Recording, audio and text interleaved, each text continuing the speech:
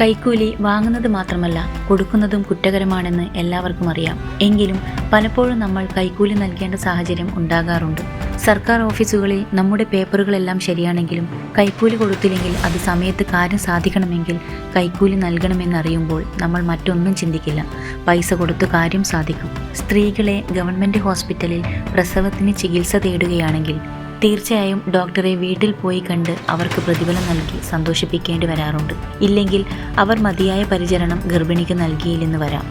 അസുഖമായി ഹോസ്പിറ്റലിൽ ചെന്നാലും ഇതുതന്നെയാണ് അവസ്ഥ. അഡ്മിറ്റ് ചെയ്തിട്ടുണ്ടെങ്കിൽ ഡോക്ടറെ വീട്ടിൽ പോയി കണ്ടാൽ മതിയായ ചികിത്സ ലഭിക്കും. അതിൻ്റെ ആവശ്യമില്ലെന്ന് പറഞ്ഞിരിക്കുന്ന രോഗിയെ ഡോക്ടർ ശ്രദ്ധിക്കുക പോലുമില്ല. ഞങ്ങളുടെ അടുത്തുള്ള ലേഡി ഡോക്ടറുടെ വീട്ടിൽ പോയി ചികിത്സ തേടിയാൽ കൊടുത്ത പൈസ കുറവാണെങ്കിൽ അത് പോരെന്ന് പറഞ്ഞ് കൃത്യമായി ചോദിച്ചു വാങ്ങും. അതിന് അവർ പറയുന്നത്, ഞാൻ ധാരാളം പൈസ ചിലവാക്കിയാണ് പഠിച്ചത്, അത് ഓശാരത്തിന് ചികിത്സിക്കാനല്ല എന്ന് പറയും.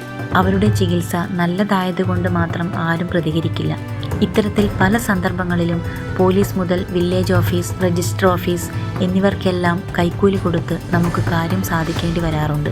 ആകെ ഒരാശ്വാസം ഗവൺമെൻറ് സ്കൂളിൽ കുട്ടികളെ ചേർക്കുന്നതിന് മാത്രം കൈക്കൂലി കൊടുക്കേണ്ട എന്നുള്ളതാണ്. സർക്കാർ ജോലിക്കാർക്ക് 10ാം ക്ലാസ് യോഗ്യതയിൽ ജോലി നേടിയ ക്ലർക്കിന് പോലും ഉയർന്ന ശമ്പളം ലഭിക്കുന്ന സാഹചര്യത്തിൽ അവർ പോലും അവരുടെ ജോലി ആത്മാർത്ഥതയോടെ ചെയ്യുന്നില്ല എന്നതാണ് വാസ്തവം.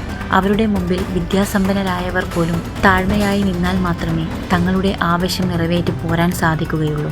നമ്മളുടെ നികുതി പണം വാങ്ങി ശമ്പളം കൈപ്പറ്റി ജോലി ചെയ്യുന്ന സർക്കാർ ജോലിക്കാരുടെ ധാർഷ്ട്യം എന്ന് അവസാനിപ്പിക്കാൻ കഴിയുന്നുവോ അന്ന് മാത്രമേ നമ്മുടെ നാടിൻ്റെ ശാപം മാറുകയുള്ളൂ.